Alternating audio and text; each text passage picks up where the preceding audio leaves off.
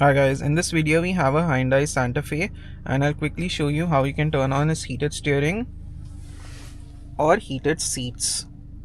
To do that, on the center console we have this heated steering button. You just press it and within a minute or two the steering wheel will become warm.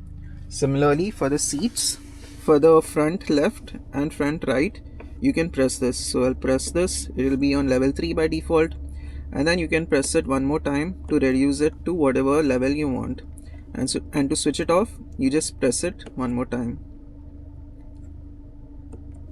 Now when we turn off the car and turn it back on, you can see that the previous settings did go away.